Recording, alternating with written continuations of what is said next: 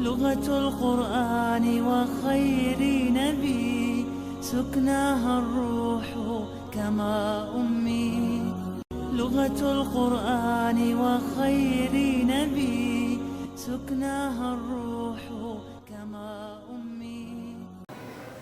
Bulan ini bulan perjuangan,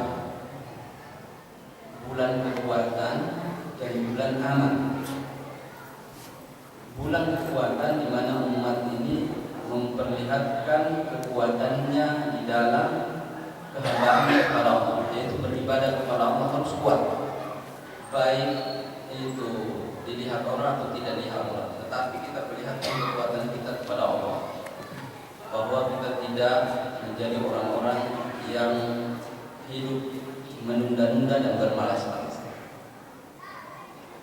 Ujian pertama umat mukmin ketika pertama kali masuk Ramadan di kota Madinah adalah Nabi SAW didatangi pasukan yang ingin menghabiskan atau meratakan umat Islam dari kota Mekah yang saat belum mendapatkan petunjuk.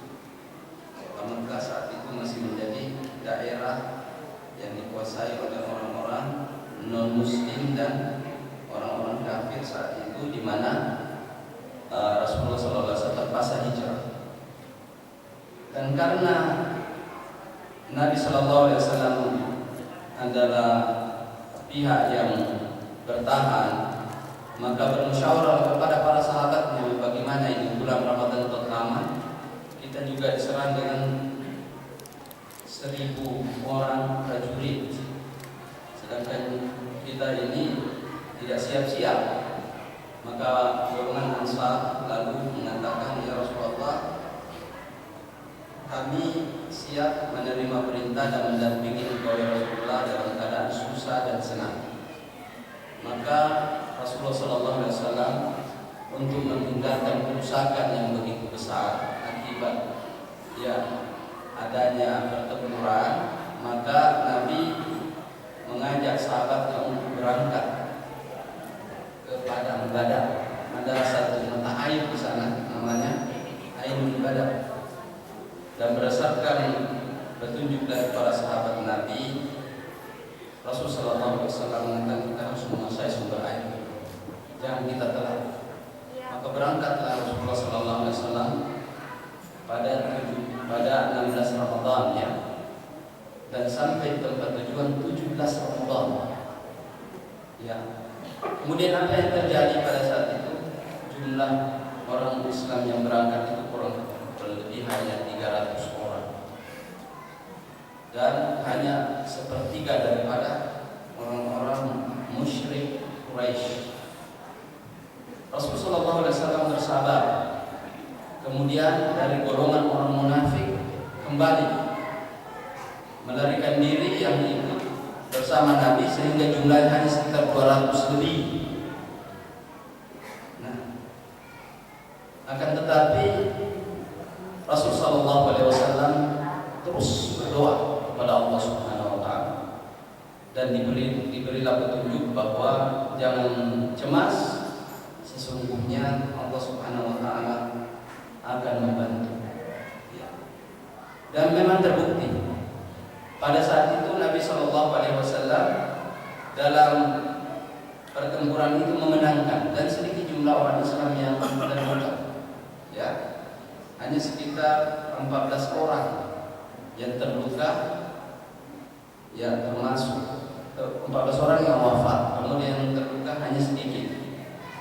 Akan tetapi luar biasa Allah Subhanahu Wa Taala menolong umat saat itu. Andai pada saat itu umat Islam itu kalah, maka kota Madinah akan berantak dan tidak akan ada lagi umat Islam di kota Madinah, karena itu adalah kumpulan yang pertama. Allah Subhanahu Wa Taala menceritakan hal itu di dalam surat Al-Imran, dan disebutkan walaqad nasarakumullahu bi badrin wa antum adillah fattaqullaha la'allakum tashkurun. Sungguh Allah telah menolong kalian di padang Badar dan kalian dalam keadaan lemah. Bertakwalah kepada Allah agar kalian menjadi orang yang bersyukur. 17 Ramadan. Bayangkan kaum muslimin dan muslimat 17 Ramadan lagi berpuasa, puasa pertama kali lagi. Ya, puasa pertama kali lagi. Kita saja dengan usia kita masing-masing sudah berapa kali mendapatkan bulan Ramadan. Kalau tiba-tiba Allah memberi kita ujian, sungguh berat dirasa pada bulan suci Ramadan. Nah ini lebih berat lagi. Tetapi apa yang menjadi nilai di situ adalah bulan suci Ramadan adalah bulan perjuangan, bulan di mana orang tidak boleh bermalas-malasan. Dan sejarah telah membuktikan bahwa bulan Ramadan ini selalu memberikan kesegaran, kemenangan, dan selalu memberikan harapan besar dan banyak hal-hal yang dicapai oleh orang Islam sepanjang sejarah. Saya akan menyebutkan beberapa hal yang terjadi pada sejarah umat Islam di bulan suci Ramadan. Itu perang Badar 2 Hijriah 17 Ramadan. Kemudian ketika Rasulullah SAW melakukan perjalanan Fathu Makkah, itu juga pada bulan suci Ramadan, di mana Nabi memerintahkan jangan ada pertempuran, jangan ada yang melukai, dan jangan ada yang menzalimi. Kita dalam keadaan kekuatan penuh 10.000 orang berangkat ke kota Mekah, sementara penduduk Mekah sudah hampir menyerah saat itu. Jadi Nabi mengajukan jangan kasihi mereka. Kita hanya mau membuka kota Mekah dari kekufuran menjadi kota yang beriman kepada Allah Subhanahu wa taala. Yaitu terjadi pada 8 Hijriah, di mana Allah menceritakan di dalam Al-Quran surat Al-Fatah, Inna fatahna laka fathan mubina. Sungguhnya kami telah membuka kemenangan kepadamu Muhammad, yaitu dengan kemenangan yang nyata. Tidak ada pertempuran kecuali ada satu titik yang dilewati oleh Khalid bin Walid, di mana di situ sudah ditunggu oleh orang-orang kesatria Quraisy yang ingin menyerang. Tetapi Allah sudah atur daerah yang dilewati oleh seorang kesatria Khalid bin Walid untuk masuk ke kota Mekah. Itu juga di situ orang menunggu juga orang-orang kesatria. Jadi sudah terjadi peperangan sedikit sekali. Nabi sampai menegur, siapa, kenapa kok ada suara? Kenapa ada suara pedang? Saya dengar, saya sudah perintahkan jangan ada pertempuran. Ya, kita mengasihi, menyayangi. Kemudian melaporlah para sahabat, ya Rasulullah, Khalid bin Walid diperangi, diserang, jadi dia melawan. Ya, tetapi sudah selesai. Ya, seperti itu. Mereka ditahan yang melawan. Sementara yang lain yang datang itu datang kepada Nabi. Ya Rasulullah, masih kita kan masih keluarga. Ya, kakek kita masih sama. Ya Rasulullah, kita kan bertetangga. Ya Rasulullah, ya subhanallah, banyak sekali yang datang. Kemudian Nabi besar Muhammad SAW melihat ada pimpinan dari Quraisy Makkah namanya Abu Sufyan bin Harb. Dia ini pemberat, dia membiayai perang Badar, perang Uhud, dan semua melawan umat Islam. Tetapi waktu Fathu Makkah apa yang terjadi? Sudah ketakutan dengan istrinya Hindu. Dia lari ke sana kemari. Bagaimana caranya ini? Hai Hindu, tak bisa kita kalau tidak masuk Islam ini, hancur kita ini. Ya. Kemudian Hindu mengatakan, hai suami, sungguh Muhammad sudah menguasai kota Mekah. Kemudian suaminya mengatakan, Hindu bukan menguasai kota Mekah, tetapi menguasai hati manusia. Dia telah menguasai hati manusia. Kemudian Rasulullah SAW menyukai, memberi rasa kegembiraan kepada orang-orang yang ada di kota Mekah. Nabi mengatakan, barang siapa yang masuk menutup rumahnya, maka dia aman. Barang siapa yang masuk ke Masjidil Haram, maka dia aman. Barang siapa yang masuk rumahnya Abu Sufyan bin Harb, maka dia aman. Tergugah hatinya, luar biasa. Abu Sufyan bin Harb tergugah hatinya, kemudian dia mengucapkan 2 kalimat syahadat kepada Nabi SAW. Padahal tidak memasuki rumah Abu Sufyan juga tidak apa-apa, di rumah masing-masing ditutup. Tapi disebut namanya yang untuk menarik hatinya. Nah, itu terjadi pada 8 Hijriah ketika Rasulullah SAW Fatu Makkah, dan sampai sekarang ini menjadi tanah suci. Kota Makkah menjadi kembali tanah suci yang tidak akan pernah tersentuh lagi oleh kaki-kaki orang-orang musyrik. Kemudian dalam sejarah ada namanya Perang Tabuk, di mana tentara Romawi Timur dengan jumlah puluhan ribu, bukan lagi 1000, puluhan ribu, merencanakan menghabiskan orang-orang Cina, ya, dari Konstantinopel, Istanbul sekarang, Istanbul. Ya. Dia bergerak datang, kemudian disitulah Rasulullah mengatakan, semua umat Islam harus bahu-membahu dan kita akan berangkat untuk menemui mereka di suatu tempat, yaitu di negeri Syam. Negeri Syam di mana itu? Di Yordania sekarang. Ya. Disitulah Nabi SAW. Kita bayangkan berjalan, kalau negeri Syam itu Yordania dengan Mekah itu masih perjalanan 1 hari 1 malam. Ya, masih perjalanan 1 hari 1 malam dengan bis. Saya pernah naik bis tempat itu 1 hari 1 malam. Saya luar biasa Perang Tabuk itu. Ya. Dan Nabi memerintahkan semua sahabatnya untuk membantu di jalan Allah. Maka datanglah Abu Bakar dengan segala apa yang dia termasuk panci-pancinya dia bawa. Ya Rasulullah, ini semua harta benda saya. Ya Rasulullah, sebelumnya Umar dulu. Umar mengatakan, ya Rasulullah, hari ini saya akan memenangkan atas Abu Bakar. Bawa setengah hartanya. Ya Rasulullah, setengah harta saya. Semuanya ini untuk membiayai perjalanan kita ke negeri Syam.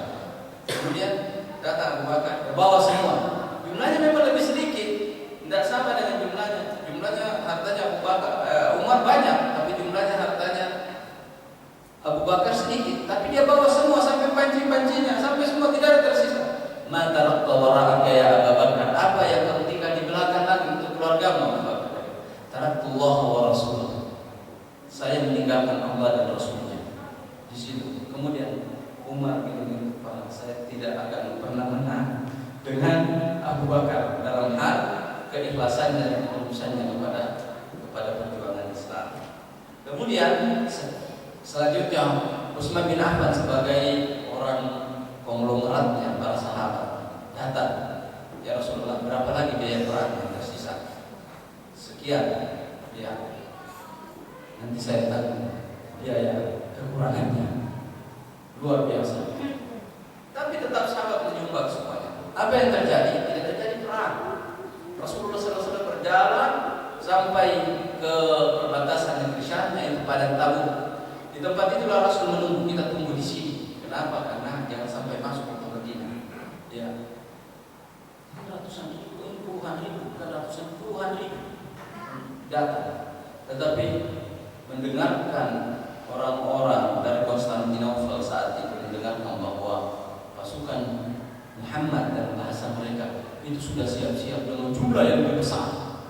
Entahlah dari mana, karena mereka mengirim utusan-utusan. Akhirnya mereka mundur. Mereka mundur dan kembali ke Konstantinopel. Rasulullah SAW berjalan kembali. Ya, dan itu terjadi pada bulan suci Ramadan 9 Hijriah. 1 tahun lagi Rasulullah SAW wafat. Ya, 2 tahun lagi setelah hijrah Rasulullah SAW. Kemudian apa lagi yang terjadi di dalam sejarah? Yaitu ketika kota Yaman ya, ingin diislamkan, mengutus dai-dai. Rasulullah mengutus Ali bin Abi Thalib karena kota Yaman saat itu dipimpin oleh seorang pemimpin yang memiliki prajurit yang sangat tangguh, sehingga tidak bisa para dai itu ke sana. Baru masuk di daerah perbatasan, ya mereka sudah diusir. Oleh karena itu Rasulullah SAW mengalahkan mereka dengan pimpinan Ali bin Abi Thalib. Itu juga terjadi ya pada tahun 10 Hijriah, 1 tahun sebelum Rasulullah SAW meninggal, dan itu terjadi pada bulan suci Ramadan. Kemudian sejarah selanjutnya adalah bahwa kota Taif, kita tahu di atas puncak gunung kota Makkah, ketika Nabi SAW hijrah ke situ dilempar dilempar batu, dicaci maki, dilempar batu sampai berdarah-darah, dan Nabi sallallahu alaihi wasallam kembali ke kota Mekah dan susah masuk kota Mekah kembali. Susah masuk karena sudah bersatu antara orang Taif dengan orang Mekah untuk mengusir Nabi seterusnya. Tetapi atas bantuan seseorang Nabi kembali menyelinap dan masuk kembali ke kota Mekah. Nah, pada tahun ke-8 Hijriah datanglah penduduk Taif semuanya, ya, pada bulan suci Ramadan, di mana mereka semuanya mengucapkan 2 kalimat syahadat kepada Rasulullah SAW.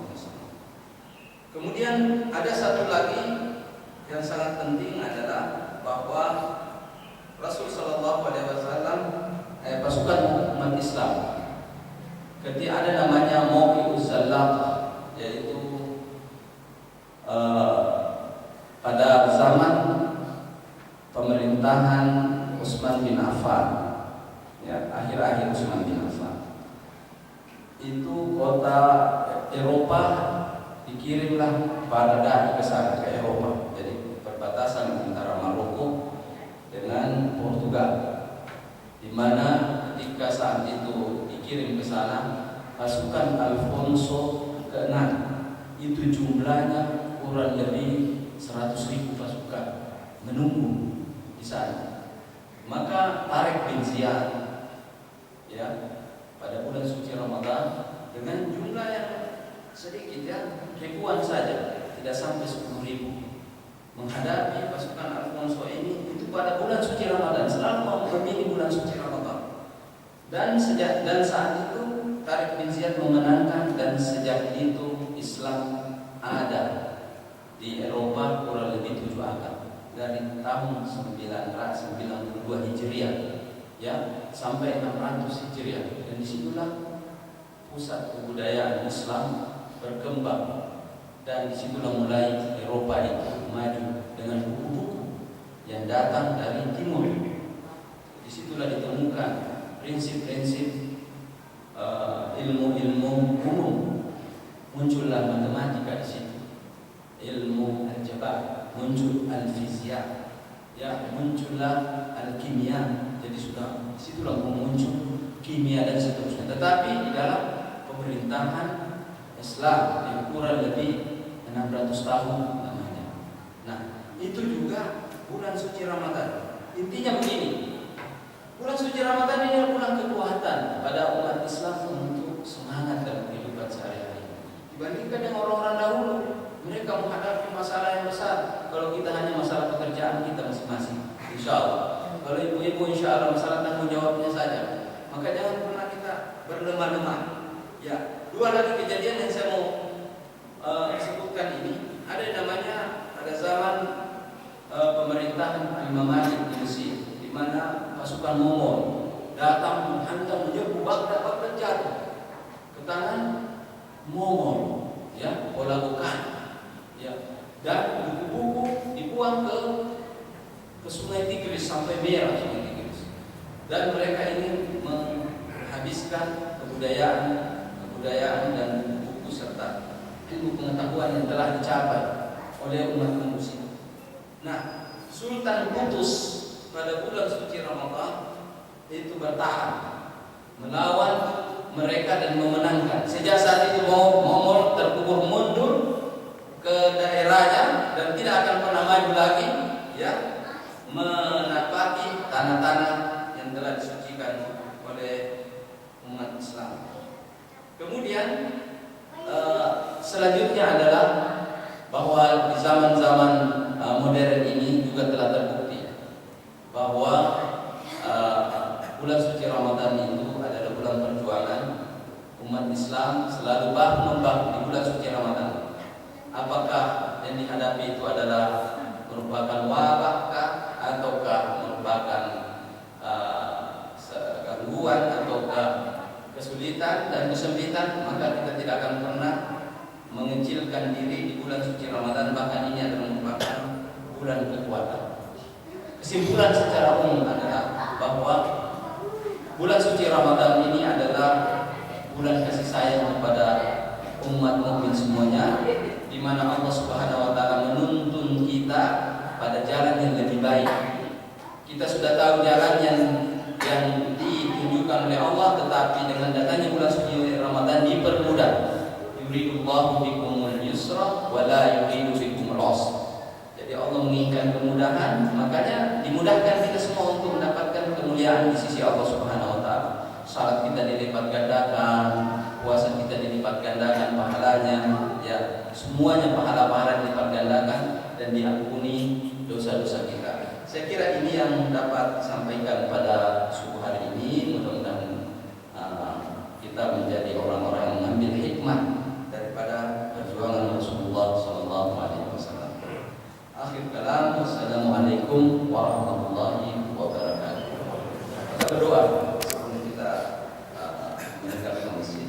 Insyaallah kita berdoa. Lughatul Qur'an wa khairi nabi سكناها الروح كما أمي لغة القرآن وخير نبي سكناها الروح